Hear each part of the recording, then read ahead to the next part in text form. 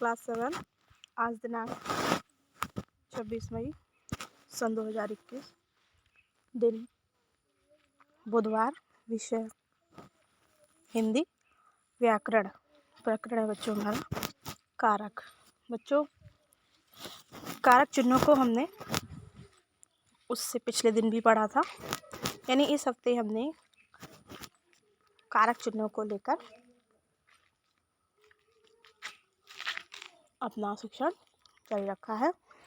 तो कल हमने कारक की परिभाषा, उसके चिन्ह यानी कि विभक्ति चिन्ह, और कारक को याद करने के लिए मैंने आपको बच्चों पद, एक 4 लाइनों का जो पद था वो मैंने आपको दिया था। मैंने कहा आप इसको याद कर लेंगे तो आपको कारक चिन्ह आसानी से याद हो जाएंगे। तो उसी श्रृंखला में आज हम, क्योंकि हमने कल एक कारक पढ़ लिया था कर्ता कारक वाला, आज हम उसके आगे से कारक चिन्ह पढ़ेंगे। हमारा आज का जो कारक है वो हम पढ़ेंगे कर्म कारक, करण कारक और संप्रदान कारक। ठीक है बच्चों, चलिए कारक। बच्चों, सबसे पहले आज हम कर्म कारक यानी कि जो हमारा कर्म कारक है उसे हम पढ़ेंगे। कर्म कारक, जिस संज्ञा या सर्वनाम पर क्रिया का प्रभाव पड़े उसे कर्म कारक कहते हैं। इसकी विभक्ति चिन्ह को होती है। कहीं कहीं पर लेकिन बच्चों इसका कर्म का जो चिन्ह होता है वो लोप हो जाता है। लोप हो जाना मतलब छुप जाना। अब हम इसके उदाहरण देखेंगे। उदाहरण, मोहन ने कीड़े को मारा। जैसे कि बच्चों इसकी परिभाषा कहती है कि संज्ञा सर्वनाम पर क्रिया का प्रभाव पड़ता है। जिस संज्ञा सर्वनाम पर क्रिया का प्रभाव पड़ता है उसे कर्म कारक कहा जाता है। तो इसी तरह से देखिए, संज्ञा या सर्वनाम पर क्रिया का प्रभाव पड़ रहा है। अब यहाँ पे मोहन है, मोहन क्या कर रहा है? कीड़े को मार रहा है। ठीक है, कर्ता द्वारा एक क्रिया की जा रही है।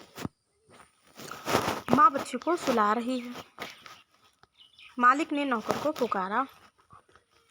लोगों ने चोर को पकड़ा। सीता ने गीता को बुलाया।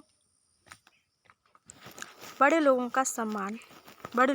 को सम्मान देना चाहिए।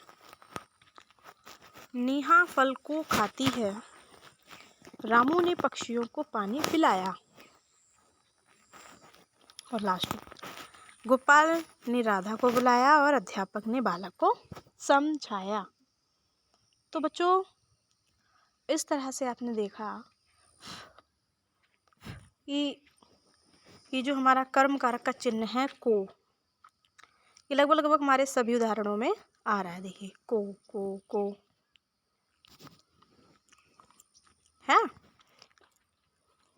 अब इसके बाद हम करण कारक पे आते हैं। करण कारक है हमारा बच्चों, वाक्य में जिस साधन से क्रिया होती है। बच्चों यहाँ पर आप क्या करेंगे? होती है कर लेंगे। ठीक है, वाक्य में जिस साधन से, जो एक साधन बनेगा यानी कि उसके लिए एक सहायक क्रिया बनेगी। साधन यानी किसी चीज़ से जो हम उस चीज़ को, कार्य को करते हैं, उसे करण कारक कहते हैं। करण कारक के 2 विभक्ति चिन्ह होते हैं बच्चों, से और के द्वारा। ठीक है, जैसे बालक गेंद से, ठीक है, बालक गेंद से खेल रहा है। अब बच्चा किसी चीज़ से खेल रहा है, किससे खेल रहा है? गेंद से खेल रहा है। गेंद की जगह आप फुटबॉल कर सकते हो, बैट बॉल कर सकते हो, और भी बहुत सारी चीज़ें आप ले सकते हैं। इस वाक्य में कर्ता बालक खेलने का कार्य गेंद से कर रहा है, अतः गेंद से इसमें करण कारक है, से लगाया विभक्ति चिन्ह हो गया हमारा। बच्चा बोतल से, राम ने रावण को बाण से, वह कुल्हाड़ी से, सीता ने फूलों से, बच्चे खिलौने से, हम नेत्रों से, वह कार से,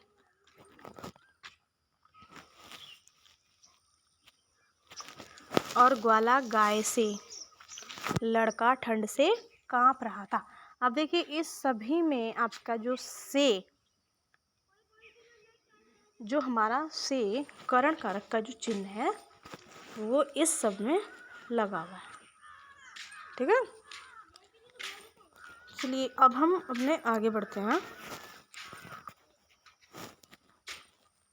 ये संप्रदान कारक, संप्रदान कारक में संप्रदान का अर्थ होता है बच्चों देना। आदान प्रदान सुना है हमने, लेना और देना, वही संप्रदान देना हो गया। तो जो देना है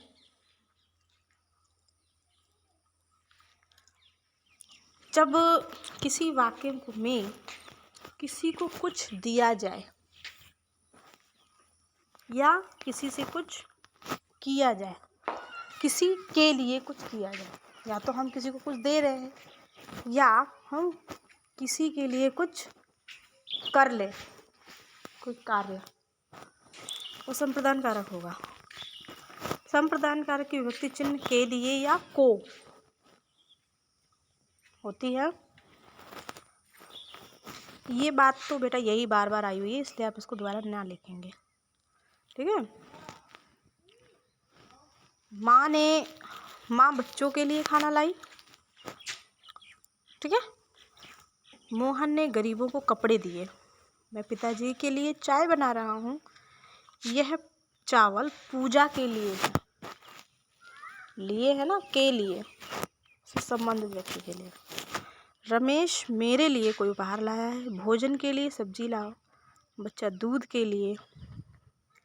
सीमा ने गीता को, अमन ने श्याम को, और राकेश फूलों को पसंद करता है।